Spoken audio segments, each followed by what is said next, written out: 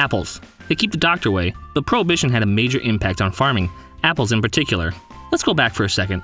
Remember Johnny Appleseed? Most know him for planting acres of apples across the US, but what is lost to history is what purpose those apples were for.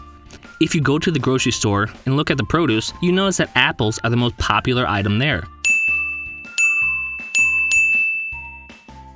Well-known varietals include Red Delicious, Granny Smith, Golden Delicious, the list goes on and on. Likewise, if you drink wine at a restaurant, you notice that there are tons of options, in all different grape varietals: Merlot, Pinot Noir, Shiraz. All of these types are good for winemaking, but at a store, they are just red and green. Grapes can be very different from each other type, varying in sugar levels, acidity, and tannins, among other things. If you don't know what tannins are, they are the reason why if you drink some wine, your teeth and gums still feel dry. Okay, so what's the point of all this grape talk? You see, grapes and apples are very similar.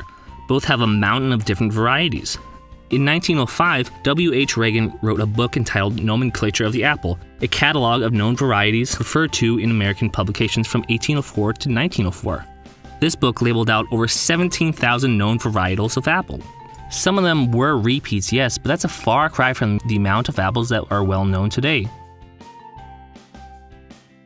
Apples were popular in America for really only one reason: people wanted booze.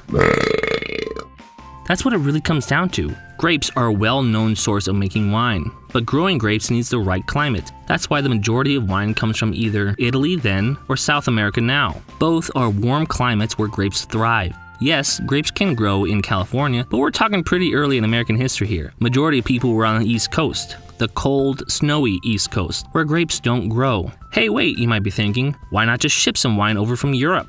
For a multitude of reasons, this was a bad idea. The first reason being that shipping across the Atlantic was pretty expensive. These trips took months after all. But also, untreated wine has a pretty short shelf life. In case you didn't know, when wine turns bad, it becomes vinegar. Vinegar is Latin for sour wine. People didn't understand the process back then of what turned grape juice into wine. They couldn't see that there were microbes eating at the sugars in the mixture and pooping out alcohol. And when left untreated, other microbes eat the alcohol and poop out acetic acid, the main ingredient of vinegar. It wasn't until Napoleon hired Louis Pasteur to help the French wine industry discover why so much wine was become soured that the pasteurization process was invented. This process took the wine and killed the microbes, thereby not letting it ferment further into vinegar, which can then be packaged and shipped anywhere in the world. But this wasn't until 1865. This is a very long way of saying that Americans wanted alcohol, but couldn't without a hearty crop that has lots of sugar and has a good taste to it. Not only was alcohol a way of entertainment, but it's also a way of life. Sewer systems weren't built in America until the 1850s, and it was pretty hard to get clean water back then. However, alcohol was a way of sterilizing the water. Beer was a common way to get water, as the process of brewing sterilized the water and the alcohol kept microbes away. However, beer was more of a German beverage, and early America was predominantly British. However, plants have a way of filtering out water from everything else, so fruit juice is a pretty good way to get water. But in a land where grapes can't grow, what can we grow?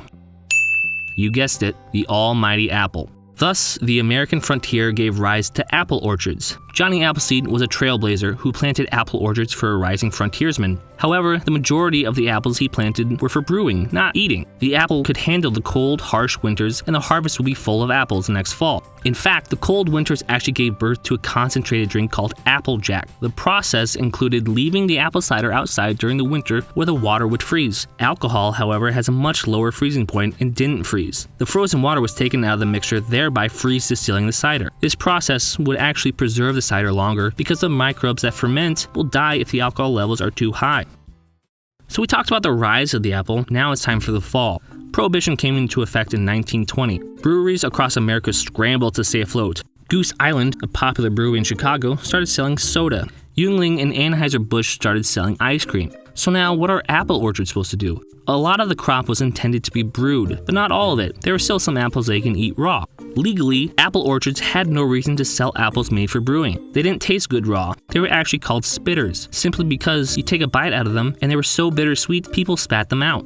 So they stopped growing them and instead focused on apples for eating.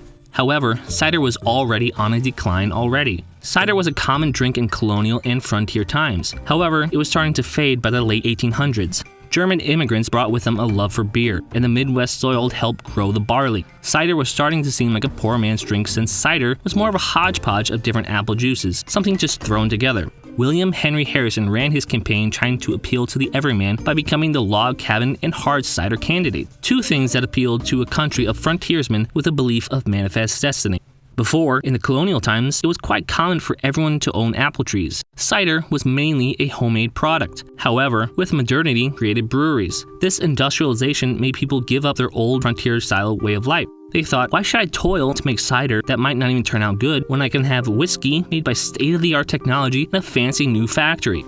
Today's apples don't make cider like they used to, simply because they weren't designed to be brewed. Cider is making a resurgence along with craft beer, but it will take decades to make apples into what they once were. Some varieties of apples still exist that are good for brewing, but it seems that everyone forgot about cider. People have just assumed after years of eating 5 varieties of apples that that's all there is. Even one of the most popular things that people think is a cider doesn't even have apples in it. Red's Apple Ale lists the ingredients on the website. It includes water, corn syrup, barley malt, yeast, hop extract, but no apples, just apple flavoring. It is literally a beer that they add apple flavor to. Smith & Forge, another Miller Coors product, advertises its product as something from days far gone. It claims that it is made just like cider used to be back in early American times, but they also put flavorings in it to give it an apple taste. If you think I'm complaining too much right now, just think what people would say if someone added flavoring to make wine taste more like grape juice. Wine doesn't taste like grape juice, and cider doesn't taste like apple juice, but cider has been popular for almost 100 years,